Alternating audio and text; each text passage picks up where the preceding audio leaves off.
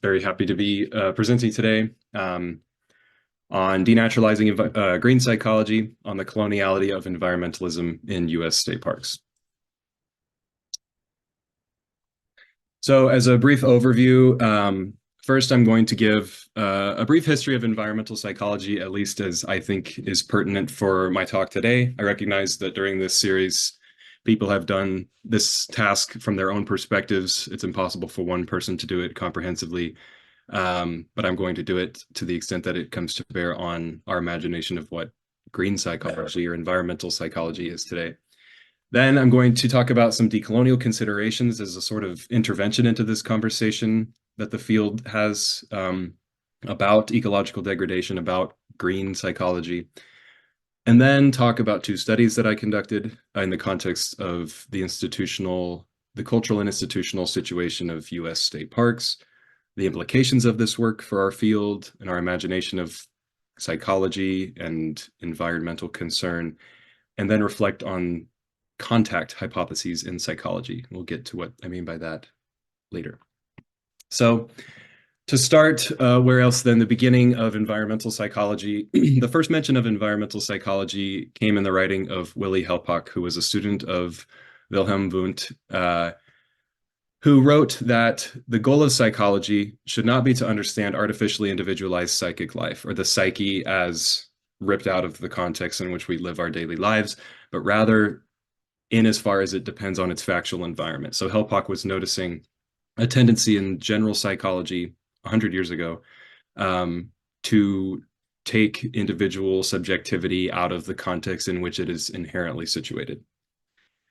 We see also during the early and middle part of the 20th century, leading thinkers in psychology, social psychology, what have you, growing discontent with psychology's ignorance of physical context and just more broadly the environments in which individual and collective subjectivity is situated. So it's important to emphasize here that early environmental psychology, rather than an attempt to add a new branch to the tree of general psychology, was an attempt to rethink the base of the tree, the trunk of the tree. How is psychology inherently placed and contextual rather than sort of abstracted from those contexts? Historians such as Enric Paul note that the first environmental psychology sort of arose in a German context and was distinct from the rest of psychology in its attention to physical context. And a quote that sort of encapsulates this period, this early period of environmental psychology from Roger Barker, who many people refer to as the first environmental psychologist, is that we could predict behavior better from places than from people. So really privileging everyday physical environments in the analysis of what psychology is doing. The field, as it grew, acquired some institutional scaffolding in the 60s, first with the introduction of the journal Environment and Behavior, which self-described in its inaugural issue as a site for the dissemination of scholarly work describing the reciprocal relationships which exist between the physical environment and behavior. And then 12 years later, with the introduction of the Journal of Environmental Psychology, which self-described very similarly, this person-environment interaction being the focus of the field. And you'll notice the heading also, environmental psychology understood itself as a contextual perspective, a perspective entering the conversation of psychology, fundamentally distinct in its attention to the environments of human psychological functioning in a very general sense. But it's important to understand and ask, what is the context that researchers actually pick up and do something with? There are a lot of contextual factors that a researcher could pay attention to. In 1987, Daniel Stokels asked this question and offered the field somewhat of a toolkit or a roadmap for how they can consider potentially relevant contextual factors for their investigation and just be more clear about what it is that they're interested in, with the concept he described as the affective context, which he described as the amalgamation of potentially relevant situational factors that are likely to influence a phenomenon at a time of a given interest. So things like the spatial, temporal, and cultural scope, of a psychological phenomenon, whether a researcher is considering it at the individual or aggregate or collective level, and so on and so forth. However, Stoekel's writing here was not an attempt to catalog extant research in environmental psychology, so it was unclear what people actually do consider. That happened in 1990 with Segert and Winkel, who found that the dominant paradigms, which received the most inquiry in environmental psychology, tend to conceive of the person as a biological and psychological individual, so ignoring sort of collective considerations, structural, cultural considerations, and tend to conceive of the environment as naturally given and neglecting the social context that produces the daily environments in which we operate. So this conversation about neglect of cultural context has been a pretty significant critique throughout environmental psychology's history. Big earlier names like Harold Proshansky in 1976, writing a challenge to the field to recognize this idea that there is no physical setting that's not also a cultural setting. You know, cultural systems of power produce the physical environment. He says, regardless of how focal we make the physical setting in studying the person's relationship to their environment, that setting has a social definition and purpose. We see similar rhetoric in 1991 with Irvin Zub, talking about how if environmental psychology, for instance, would like to address environmental crises, ecological crises, degradation, it must recognize ecological and sociocultural history of the environments of interest. And then more recently, Uzel and Rothsel, 15 years ago in 2009, writing again and still that EP tends to neglect how behavior is situated within various relevant contexts. As the field grew and evolved, it did not do so in such a way that, you know, a wide range of topics sort of received equal representation, but this perspective of green psychology has really grown in recent years to dominate of the field. And what is green psychology, you might ask? We'll get to that on this slide. We first see one really prominent mention of this with Gifford's 1995 writing on what he called natural psychology, but also green psychology, where he offers what I understand to be some sort of a manifesto for the field to transition toward a green psychology focus. He writes that although some environmental psychologists have explored natural psychology for more than 2 decades, most of us have worked most of the time on architectural psychology. The greening of psychology is long overdue. So architectural psychology, in the very Barker sense I mentioned earlier, just the design of everyday spaces and how they impact behavior, took on more of this green feel, more direct concern with ecological things. And it's important to note that the Segert and Winkel review I mentioned a bit ago, where they identified that sociocultural considerations were less prominent, they did not systematically collect all of the extant literature in the field, because that would be a very difficult task. But that happened in 2009. Giuliani and Scopelliti conducted a cluster analysis of all literature published in the top 2 journals of environmental psychology, JEP and EMB, and found that among the 7 clusters of research they identified, only one appeared to be growing or was associated with the most recent cluster of years at the time of the review, and that was this area of green psychology, where researchers consider things like environmental beliefs, concerns, intentions, pro-environmental behavior, things like that.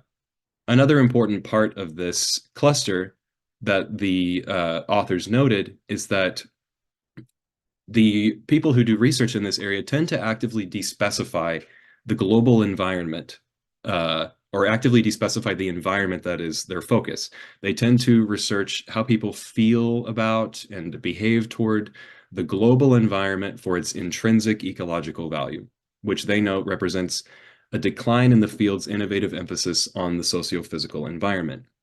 In other words, that they are just interested in how people imagine a global environment sort of divorced from history, geopolitical context, political economy, things like that, just for the purpose of environmental concern.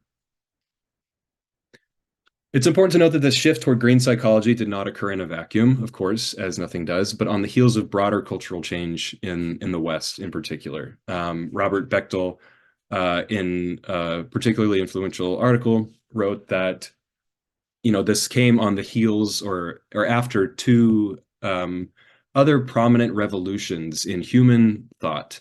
And the first one being the Copernican Revolution, the second one being the Darwinian Revolution, the third one being the realization that humans are not above nature and that there are limits to resources in the environment, which means that all cultures, as Bechtel writes, must change in order to preserve human life.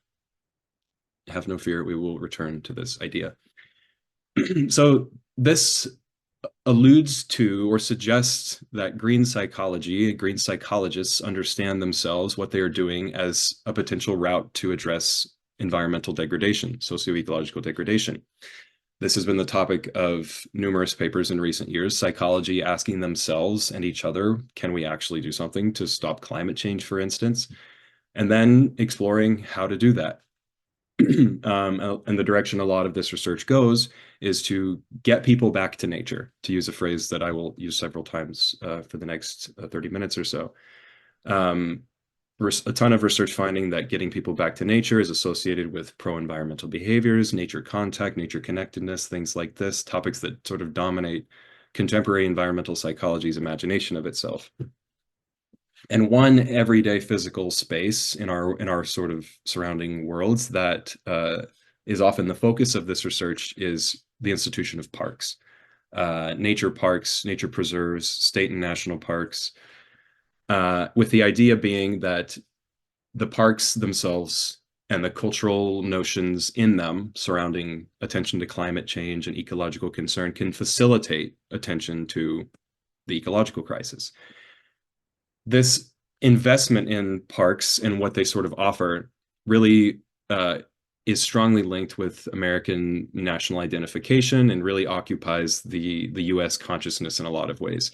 A couple of years ago, this docuseries was released on Netflix called Our Great National Parks, narrated by Barack Obama, who encapsulates the spirit of parks with this quote: "A place to escape the burdens of everyday life and inspiration for our children, one of America's greatest ideas, established for the benefit and enjoyment of the people, and it caught on, sparking a global movement. We've come to understand the true value of these last wild places and that what happens inside our parks affects us all." There's numerous remarkable features of this quote that are worthy of reacting to, but I'll just note that parks are a place to escape the burdens of everyday life. They're different from where we tend to live. They're nature, right? These last wild places, they're fleeting and they're very important. We must protect them. So let's pump the brakes a little bit. That is the history that gets us to the present moment. And what we do from here, the perspective I would like to articulate in reference to this sort of evolutionary history of green psychology, is to propose a decolonial intervention. And what scholars of decolonial theory, decolonial theorists tend to do first in conversations like this is to distinguish between colonialism and coloniality. Whereas most of us are likely very familiar with the topic of colonialism, which refers to the active invasion, settlement, and subjugation of one people, land, and resources by another group of people, typically for a bounded period of time. Coloniality refers to the ways of being and thinking that are integral to colonial violence, racialized power, that outlive colonialism, that survive colonialism and live until the present day and inhabit how people think about themselves, how people think about others, how people go about daily life, and how physical spaces are designed. Decolonial theorists also draw a link between then modernity, or the modern order in which we find ourselves, and coloniality, and note that these two are inextricably linked to one another, that modern progress and values, tendencies associated with the contemporary lifestyles, are not racially innocent, but are necessary features of the Eurocentric modern order, that dispossession and violence of colonialism have outlived colonialism in the form of coloniality, which constitutes modernity. How is this relevant to a conversation about green psychology? Well, very directly, that expressions of environmental concern and everyday spaces in which this topic might be relevant aren't neutral or natural, but bear the imprint of and reinforce Eurocentric development and violence of the modern colonial order. More specifically, we'll get to what I mean by that more specifically on the next slide. But another important point that decolonial theorists make, particularly within cultural psychology, is that there are two strategies that can be used for a decolonial analysis. The first one is a denaturalizing strategy, which attempts to reveal how hegemonic accounts, dominant standards and tendencies of popular subjectivity, but also academic literatures, are in need of explanation, are deviant, and are often have a dark side. So decolonial approaches turn the analytic lens and consider how hegemonic accounts have an inherent dark side. So in this context, applying this to this discussion of green psychology, it would be interrogating the West's moral awakening to the environment and degradation as a phenomenon in need of explanation, rather than a normal, natural march toward reasoning that the West has arrived at, for lack of a better word. And the denaturalizing approach is much more relevant to today's conversation than the other strategy, which is to normalize tendencies that hegemonic perspectives portray as abnormal, which researchers do by considering how subordinated perspectives afford attunement to reality. And decolonial scholars in cultural psychology have applied this to certain things, such as racism perception, for instance. But getting back to this phenomenon of environmental concern, one prominent manifestation of environmental concern very generally in the imagination of environmentalism as it has existed historically is what environmental historians call the cult of wilderness, also called by others fortress conservation or colonial conservation. But this really gets at the cultural sensibilities associated with this thread of environmentalism, which Martinez Alier describes as the preservation of pristine nature by setting aside natural areas from where humans would be excluded, and the active protection of wildlife for its ecological and aesthetic values, and not for any economic or human livelihood value. So in many people's imagination of what environmentalism is, the cult of wilderness tends to come to mind first. And we have data that speaks to that. But this, this would pair nicely with Bechtel's argument, right, about the West sort of waking up to the fact of environmental degradation and doing something to protect it. But even cursory examination of the history of parks in the US and in many other settings, such as with the founding of Yellowstone National Park in the US, reveals forced removal of indigenous inhabitants to set up a pleasuring ground for settlers to go and escape the burdens of their everyday life in urban areas. In other words, the seizure of land that would become the parks occurred under the guise of environmental concern to continue to fuel empire. Because after the forced removal of indigenous inhabitants from the spaces that would become parks, settlers, colonial governments banned them from returning to the parks and required or also banned these indigenous inhabitants from engaging in their traditional subsistence activities on the land that they had for millennia. So now getting to the present research. I'm interested in asking several questions based on the history of environmental psychology I've outlined and this sort of decolonial intervention. First of all, what is the purpose of parks? Why do they exist today? And what role do they play in ameliorating ecological, socio-ecological degradation, if any, as an institution? But also on the individual subjectivity level, to what extent do parks cultivate forms of environmental consciousness among participants in the institution, suitable to confront the ecological crisis? Do they afford attention to climate change? And I was thinking about these questions also 5 years ago now in the context of US state parks amid historic flooding in the spring and summer of 2019. And I thought this was a great time to ask people in these settings some questions about climate change. So the first study consisted of 51 interviews with employees at state parks across the US, 24 in Kansas, which represents every state park in Kansas, and 27 out of the 50 US states. And I had 3 broad research questions. First of all, do park employees attribute recent extreme weather to climate change? Do they think that there is a link? And we ask this question, first of all, because we're interested just in whether they make a link. But second of all, do they let climate change enter the conversation? Is it an appropriate topic for discussion in these settings? And then with that question, we're interested in their institutional position as employees, not only their personal tendencies to say things, but how other factors sort of get in. And it's not just the pink mass in their head that determines what they say, but other socio-political forces that might impact it, such as the level of institutional support and expertise that they have and that their institution provides them with, and also the racialized politics of the surrounding area, which we're operationalizing as white conservatism, and I'll talk about more on the next slide. Then the third question, which you might think of as the coloniality question. How do the cultural ideals that guide the institution of parks impact the process of subjective attribution?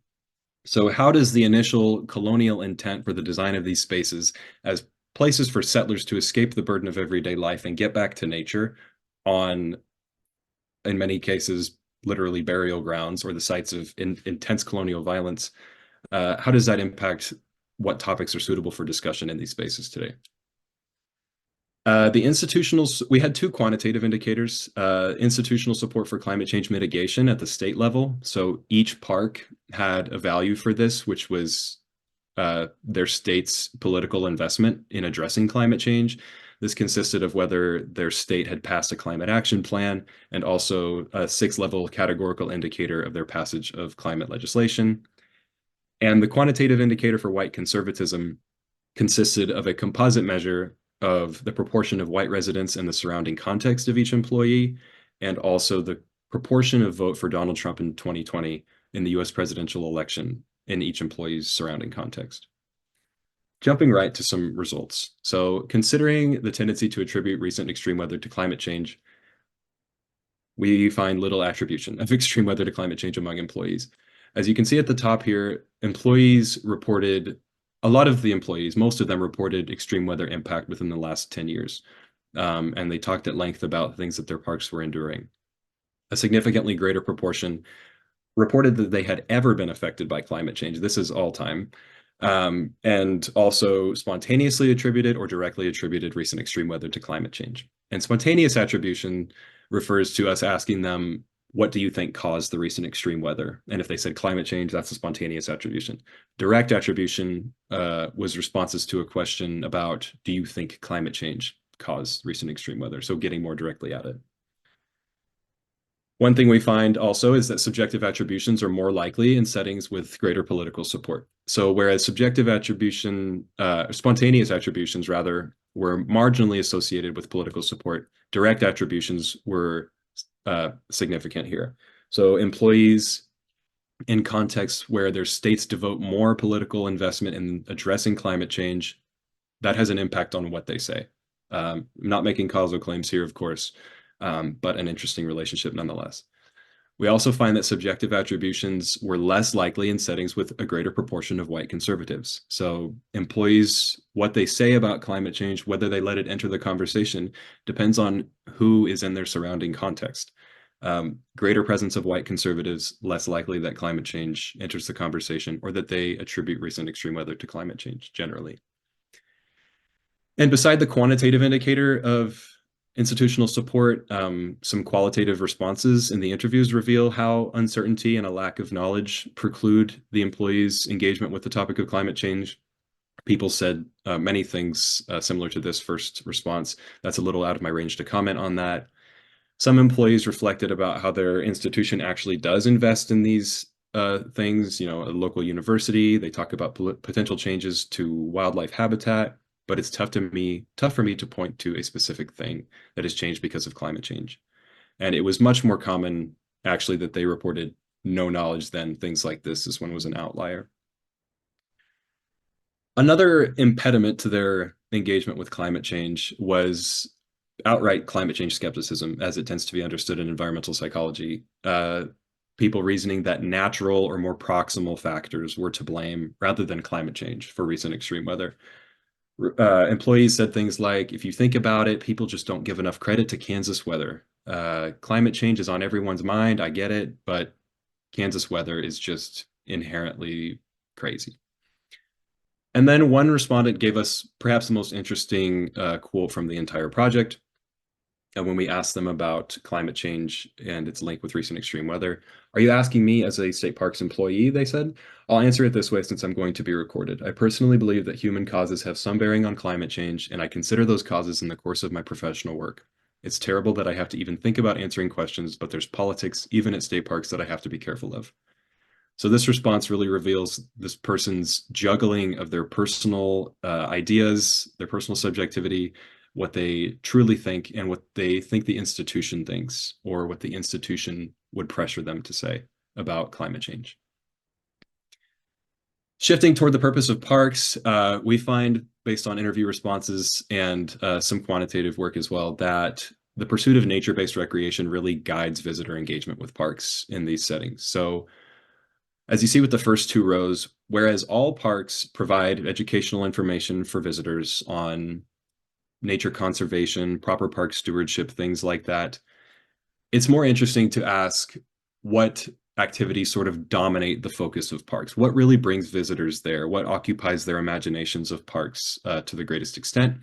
And whereas around half of parks reported that non-recreational activities are central to the experience of their parks, things like nature-based education, visiting historic cultural sites, things like that. Almost all parks reported that recreational activities are central to the experience of their parks. Boating, fishing, hunting in some cases, hiking, ATV use, trail use, things like that. We also see this, stepping away from our data for a second, in other recent surveys by the state of Kansas and the National Park Service, where among Kansas park users, people who responded to this SCORP survey, people really don't care as much about the state offering more educational programs or visitor services. They just want the operation of existing facilities and long-term planning and management so that the parks can continue to offer the recreational activities they currently provide.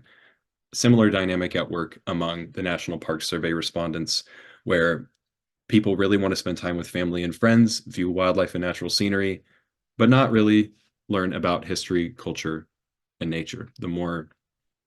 The kind of things that would be more suitable to engage someone with attention to the ecological crisis in these settings. Another important element of the cultural psychology of parks, we've been alluding to visitors a lot, but haven't talked directly about them. We also asked employees about their imagination or understanding of visitor demographics. Who is the average visitor that comes to mind for you? We asked them specifically about race, gender, and age, and they reflected on what you see in this table after that prompt. Most of them reflected on whether visitors tended to be travelers versus locals. Many reflected on the age of visitors. Many said outright that there is a diversity in their own words. And only 12 reflected on race or ethnicity. Of those, one person said, with their words, not mine, we get the typical Caucasian. Another person said African American is probably the lowest demographic group. And another participant said it's not uncommon for Hispanic Latinx guests to hear racist comments from white people who assume that they're all illegal.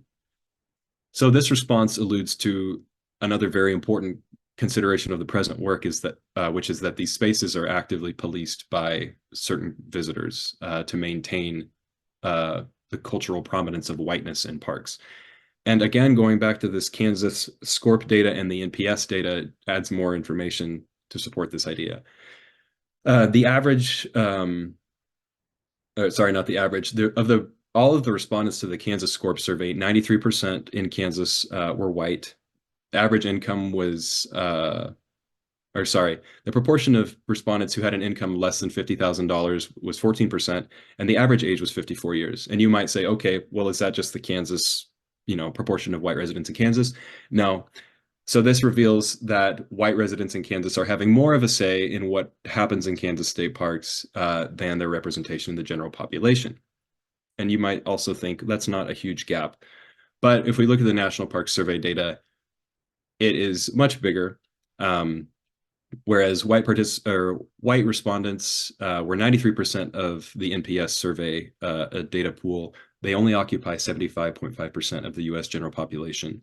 And we see a similar pattern of income and age where older, white, and financially well-off people are the average park visitor, is one conclusion of this slide. So another important element here that we revealed through responses to some questions from the employees, specifically in this case, a question about whether they think visitors would be thinking about climate change in parks or would identify a link between recent extreme weather and climate change, reveals that visitors aren't really interested in that. They're just consumers of nature-based recreational experiences. Um, One employee said the majority of our visitors probably aren't thinking about that when they come to our state parks. Another said no one is really into that. They're more into camping. So drawing a distinction here between recreational activities and attention to climate change. Another one said, I don't know that a lot of them have opinions in that area. They think of it more as a space for personal use, and it doesn't go much beyond that. It doesn't affect me. I'm not concerned with that. So really laying bare the purpose of parks in these responses. On the flip side, employees occupy a particular and a very important space in these contexts. What do their responses reveal about how they understand themselves? In a context of increasing neoliberalization in society, uh, you know, the dematerialization of the economy, where a focus is more on services and the experience and experiences rather than material goods, for instance. One employee said that their park does an outdoor survey as a part of pulling together an outdoor plan that's required to get federal funds. Every year, it's walking and hiking in nature. Every time we do a survey, that's the number one activity. That's why people come to our parks. So the institution invests a lot of effort into identifying what visitors want to do and structure the park in such a way that they can provide those experiences of nature for them. This is perhaps more evident in this participant's response where they say that surveys on the fisheries end of it show that our reservoir has been the most heavily fished reservoir than any other across the state. So that's put a high demand on the reservoir and our fisheries biologists to provide the quality fisheries to as many customers as possible.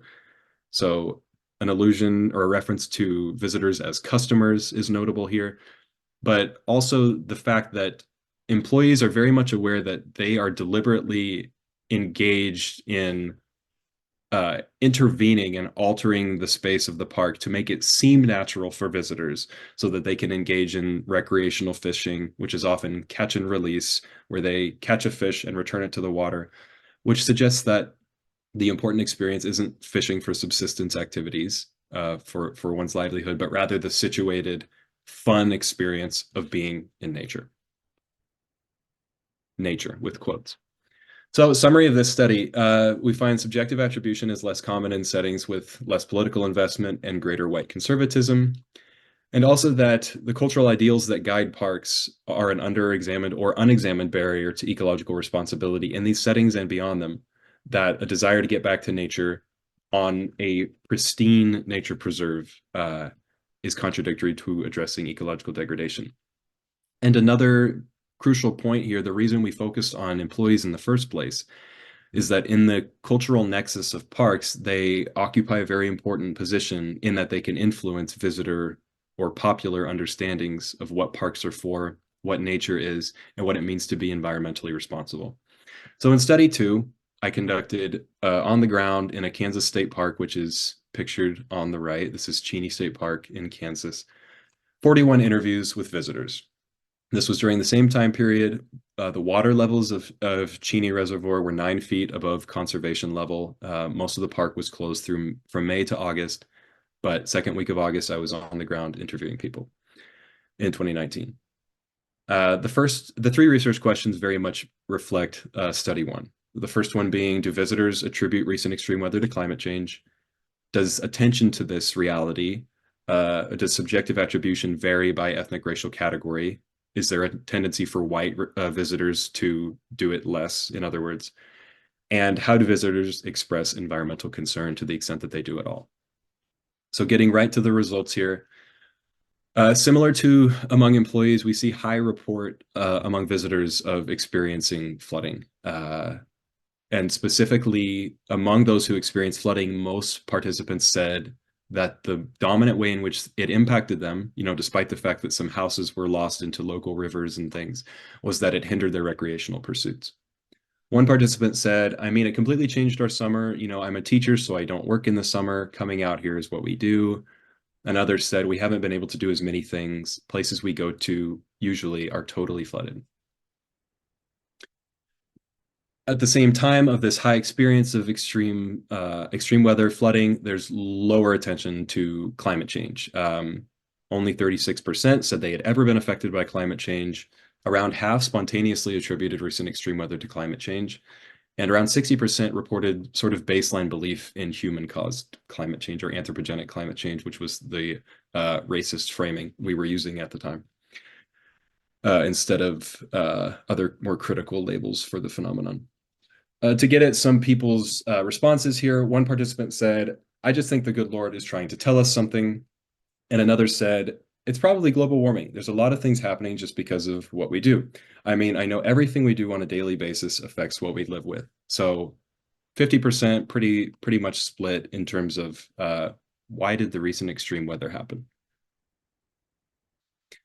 For ethnic racial category differences in attributing recent extreme weather to climate change, we see, first of all, there's no difference in reporting whether a person has been affected by climate change before, as a function of being white or from a historically marginalized ethnic racial group, or in terms of sort of baseline belief in human-caused climate change. But we do see statistically significant differences for being affected by flooding and spontaneous attribution, where although they were much more likely to report a personal experience of flooding, white participants were much less likely to spontaneously attribute recent extreme weather to climate change compared to visitors from historically marginalized groups. Lastly, discussions of environmental concern. We asked participants general questions about their views on nature, the environment, conservation, environmentalism, and all of the participants expressed generally positive attitudes toward those issues, right? Similar to how parks offer general information about conservation and nature stewardship. But a couple of themes arose here. Among 13 participants, one dominant theme was a responsibility to clean up after oneself. I would just say clean up after yourself. It's very straightforward with this person's response. Another dominant theme expressed by 20 people was that everybody needs to do their part as far as the longevity of the environment and taking care of it. Very abstract notions of environmental care, divorced from any sort of, political illusions or, broader mobilization that's really needed to address ecological crises. In fact, the only times that sort of figured into the conversation, these broader political movements to address the ecological crisis, were in people distancing themselves from it. One person said, "I'm not a big advocate to where I'm out there doing things other environmentalists are." Another said, "Some people go way too far, one way or the other with it. You can't do something that hurts everybody because of one certain situation."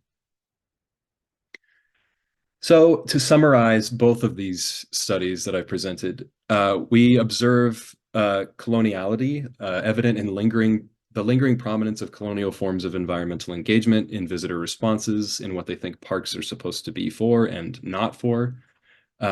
We observed a racialized engagement with climate change, subjective attribution, which reveals how an investment in whiteness in the socio-cultural, socio-political status quo functions to divert attention away from the ecological crisis.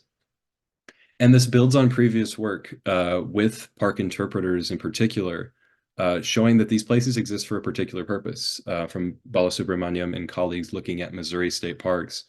Most people come to a park for a reason. They want to have fun. Climate change is not fun. That's what an interpreter said in their study, which really closely mirrors some of the things we observed as well. So taking a step back from this work to the broader narrative of this presentation, thinking about the coloniality of environmental concern.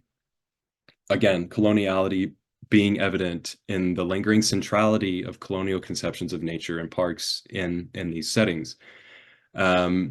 A lot of work across disciplines, not a ton of this has been done in psychology. That's sort of where this is coming from.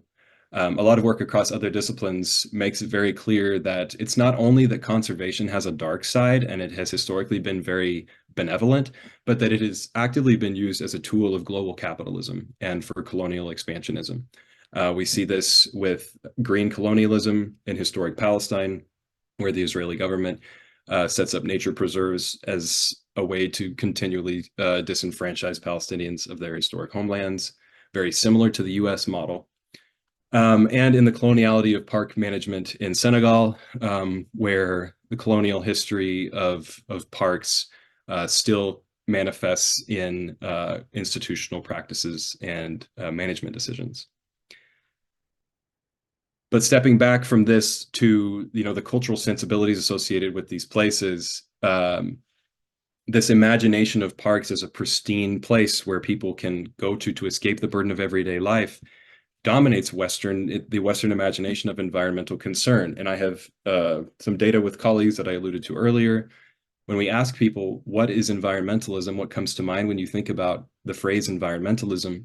These cult of wilderness things tend to be what come to mind for people. It is the hegemonic form in that sense. Back to environmental psychology, I want people in this area I want us to continue asking ourselves, why does green EP exist? And when I ask why, I both mean from what historical process did it arise and to what end does it exist currently? What is its goal? And one way to ask that question or answer that question is to survey the existing literature, which I've done with colleagues as well, which has found that there is little research on justice and racism in environmental psychology. In fact, out of the 4,500 articles published over the history of JEP and EMB, only 18 of them, which contain the word racism, have actually directly focused on the topic of racism. In fact, the word racism only appears in 42 articles out of the 4,500 published over the history of the field. Again, I ask, what is the effective context of research in EP, going back to Stokel's framing? Is the history of global capitalism and racism and colonialism not a contextual feature to our contemporary moment in which we find ourselves?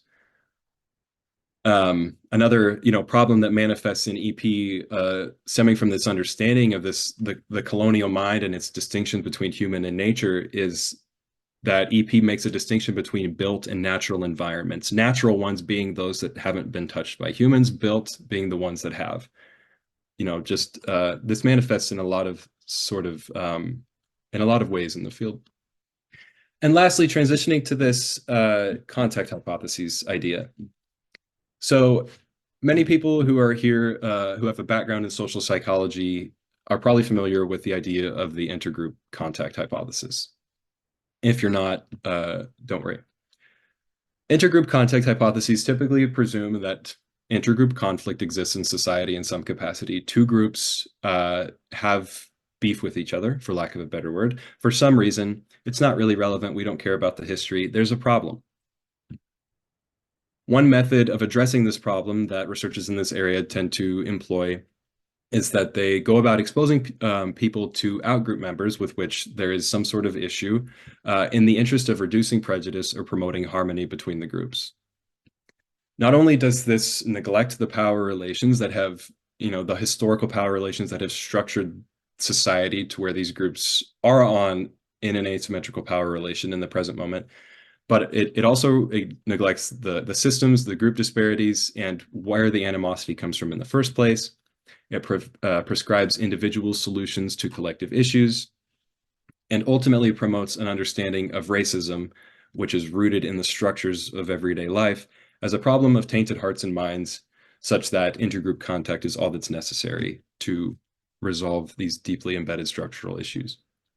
Why am I bringing this up? Because environmental psychology has its own green contact hypothesis, which I've been talking about this entire presentation.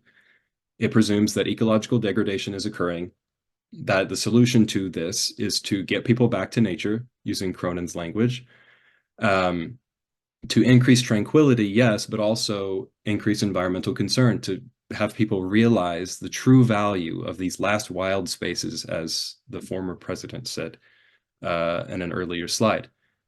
These initiatives also neglect power relations and societal systems that engender ecological degradation in the first place, and prescribe personal solutions to collective issues, and ultimately promote a willful blindness to the historical violence that produced the ecological degradation in the first place, and also promotes this ontological distinction between humans and nature, of nature as a place, not in which a person lives, but a place that a person travels to, where they can recreate and then go home. And I will close with this quote from William Cronin, which I think encapsulates the spirit of the cult of wilderness and of green psychology that I've been talking about. By imagining that our true home is in the wilderness, we forgive ourselves for the homes we actually inhabit. If we set too high a stock on wilderness, too many other corners of the earth become less than natural, and too many other people become less than human, thereby giving us permission to not care much about their suffering or their fate. And I want to thank my collaborators, the Critical Working Group on Environmental Psychology, and the journals in which this work is published. The study one is published in Psychology and Society, and vice versa. Study one is published in Analysis and Social Issues and Public Policy, that should be out within about a month, and study two is in Psychology and Society. Thank you very much.